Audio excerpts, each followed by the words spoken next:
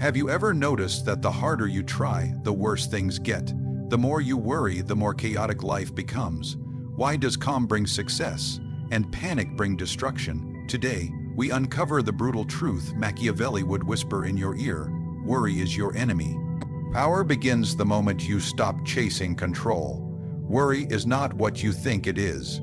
You've been told that worrying means you care, that it shows responsibility, that it means you're preparing for something serious.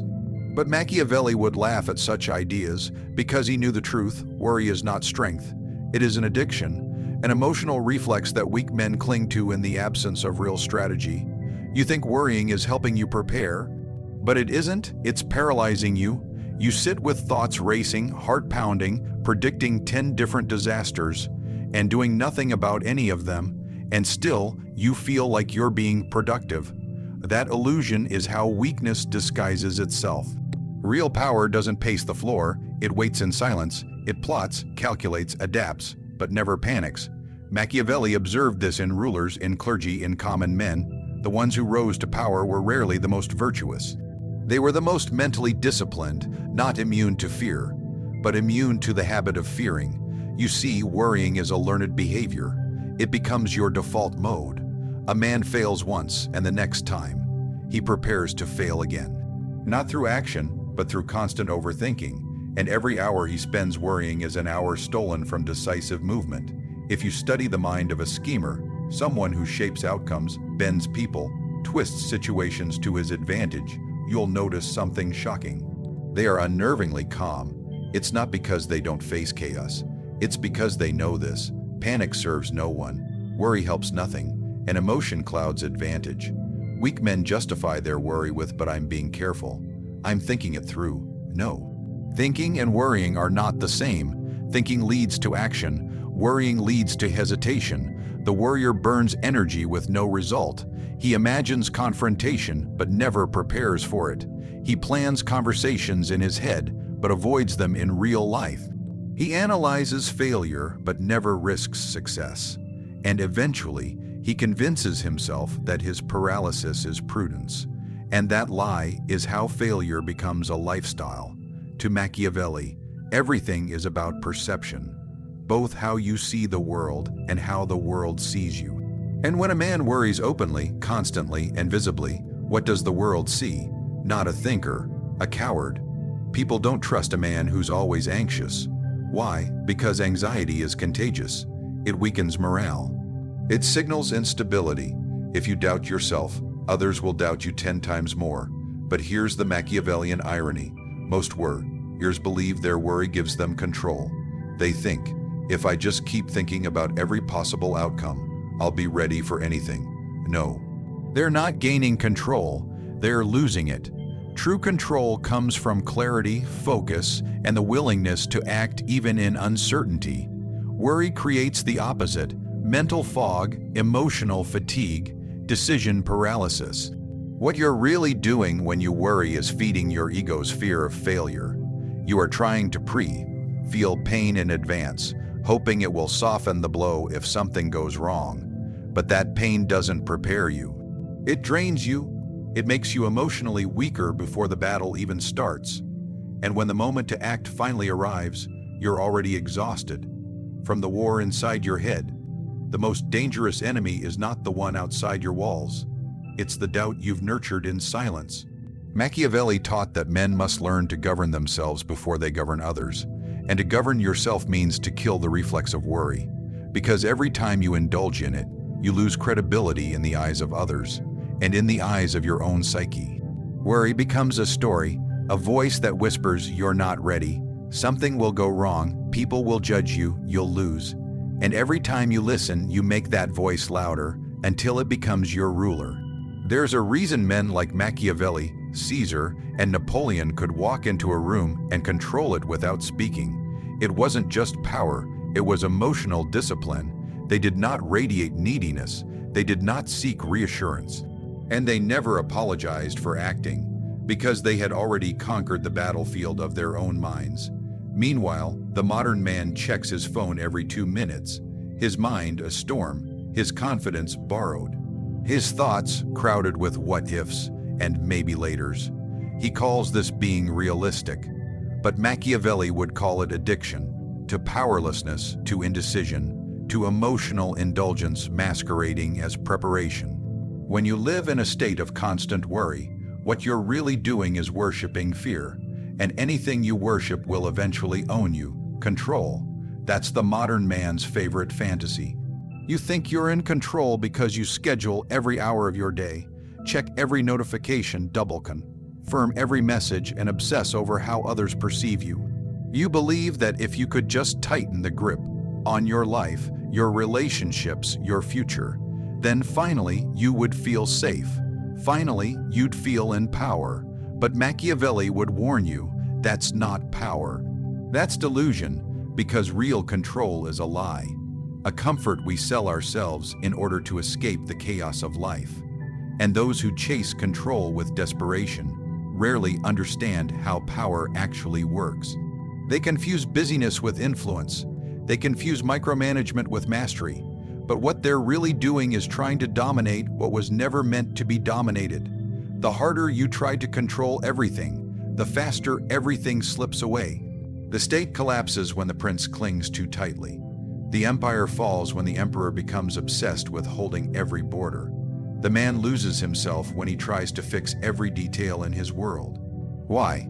Because obsession over control is always rooted in fear, and fear makes your actions sloppy, predictable, and weak. Look around. The people who appear the most anxious, those constantly adjusting, over-explaining, planning every angle, these are not powerful people. These are people afraid of unpredictability, but unpredictability is the natural law of the world. You cannot force life into submission. You can only learn to dance with its unpredictability, like a strategist does on a battlefield. Power doesn't come from controlling everything. Power comes from precision. Precision means knowing exactly which battle is worth fighting and letting the rest burn. A powerful mind doesn't chase perfection. It sharpens one weapon for one kill at the right moment. The rest is noise.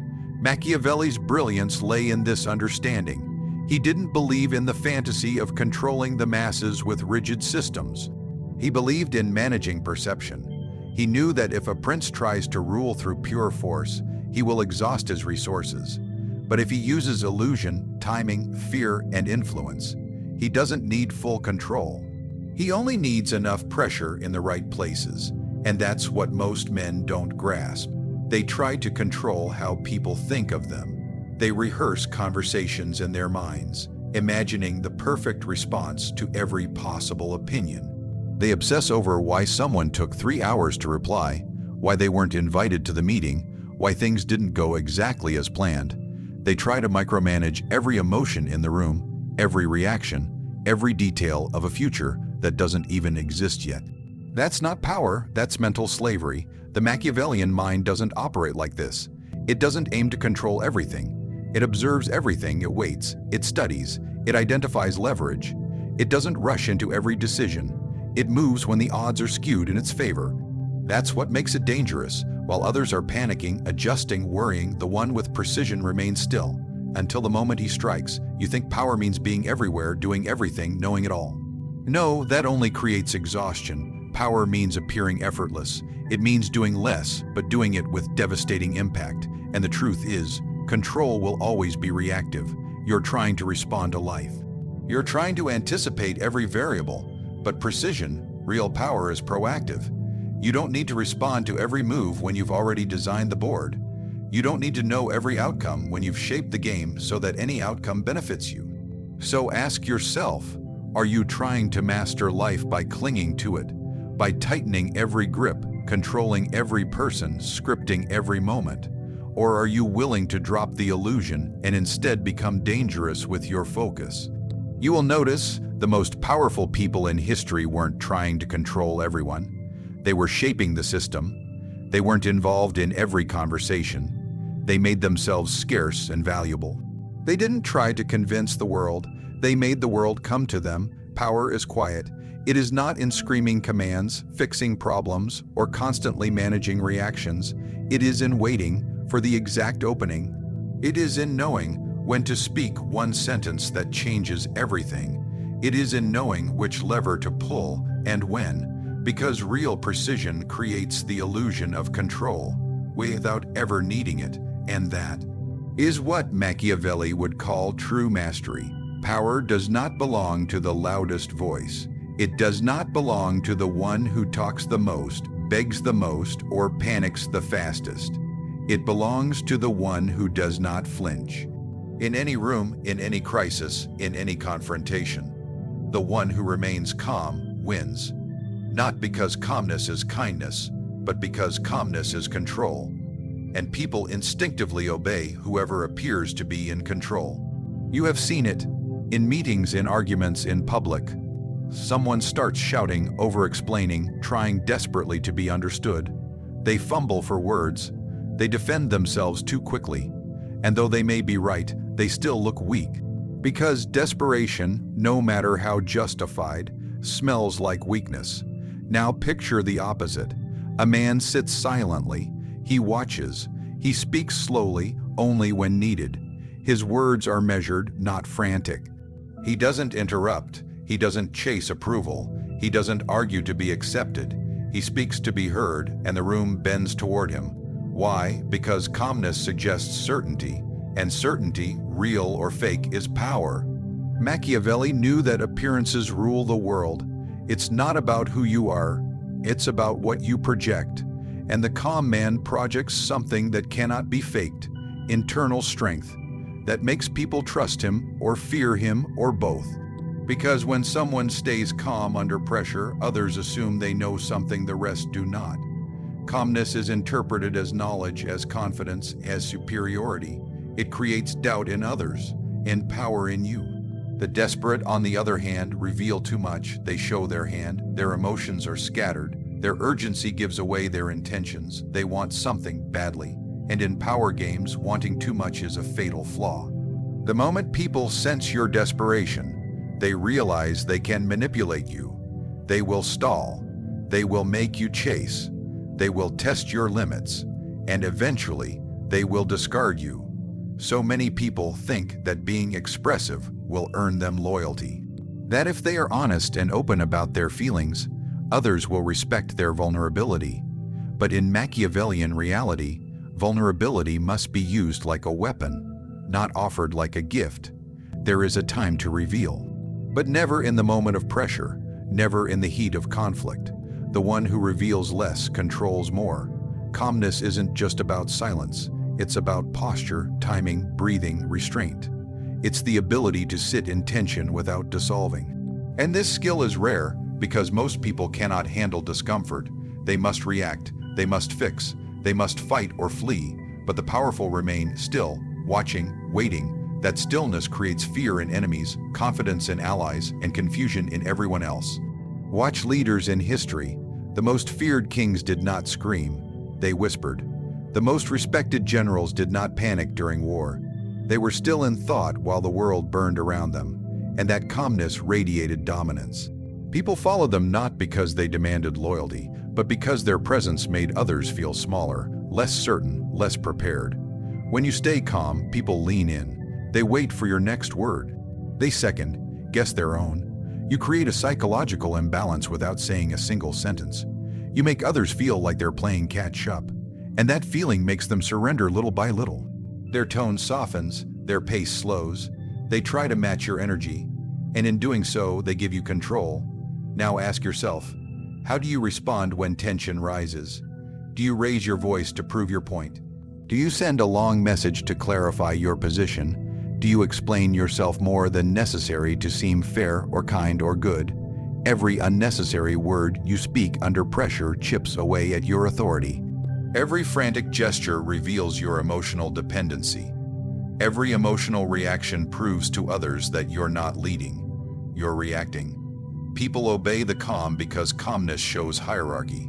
The calm man appears above conflict, not because he is unaware of it, but because he chooses when to engage. And that choice is what makes others follow, not because they love him, not because they agree, but because he has mastered what most cannot.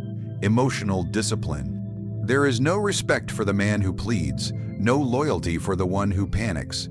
Even in personal relationships, romantic, social, professional, the one who is calm, detached, unshaken, becomes the center of gravity. Others orbit him. They seek his approval, his attention, his reaction. And the more he withholds it, the more valuable it becomes. That is how invisible power works. It isn't taken, it is magnetized.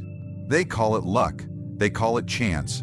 They say some people are simply born with it. That mysterious force that makes things fall into place.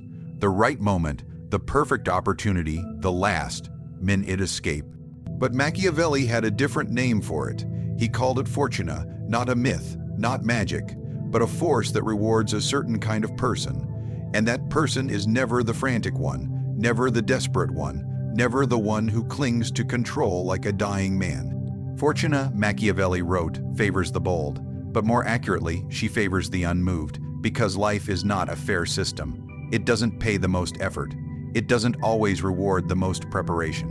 What it often rewards is the one who waits, without flinching, the one who stands still while others scramble, the one who refuses to beg, refuses to panic, and refuses to act out of fear.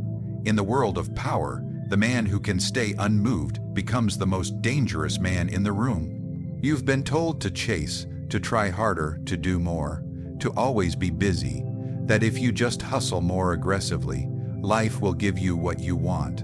But Fortuna doesn't work like that. She resists those who try to force her. She evades those who chase too loudly. She watches, she waits, and then she gives herself to the one who doesn't need her. That is the paradox Machiavelli understood. He watched men fall from power not because they lacked talent or intelligence, but because they reacted too quickly. They tried to fix everything. They tried to secure every outcome. They panicked at the first sign of loss, and in doing so, they exposed their weakness to Fortuna, and she turned away. But the unmoved man, the one who could take betrayal without breaking, failure without spiraling, delay without doubting, that man intimidated fortune itself because he was not depending on her.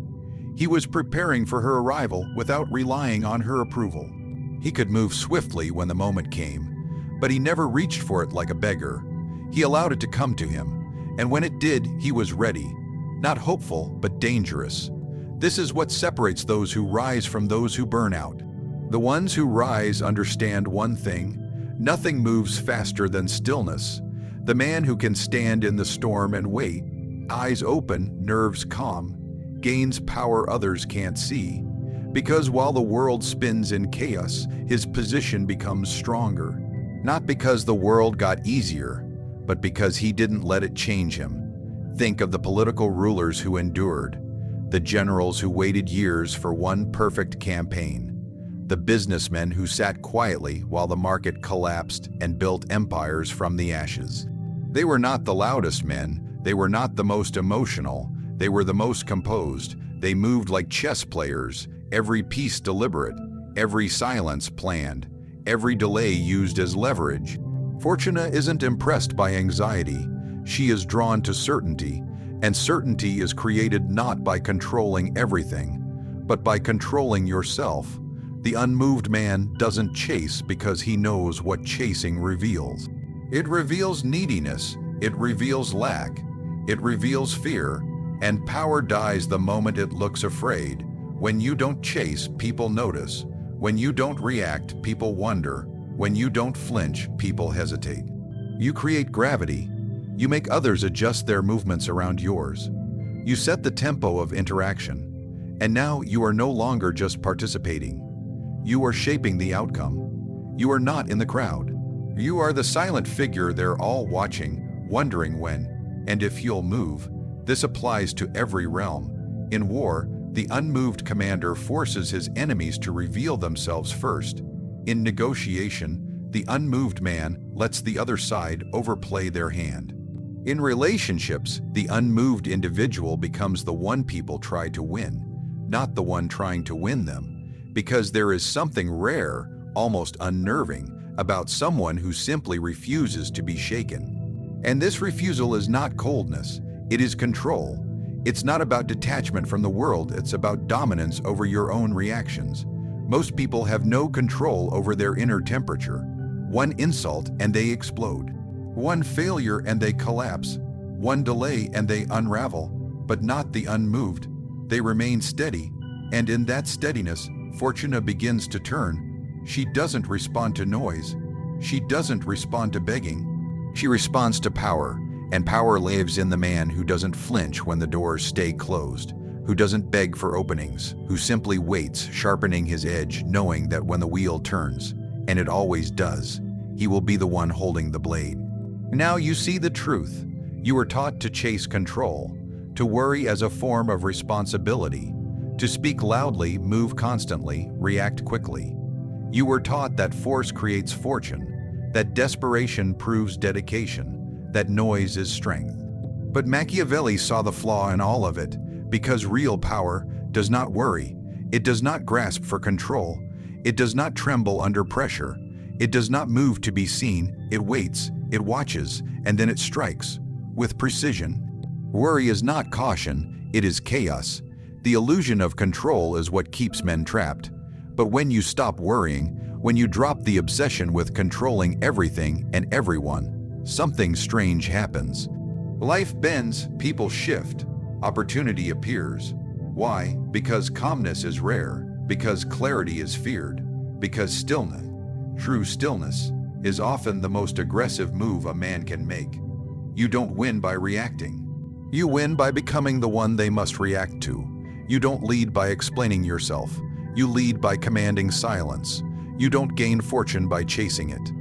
You earn it by becoming the kind of person fortune dares not ignore. So the moment you stop worrying, everything starts to go well, not because the world becomes easier, but because you become unshakable. And in this world, unshakable is untouchable.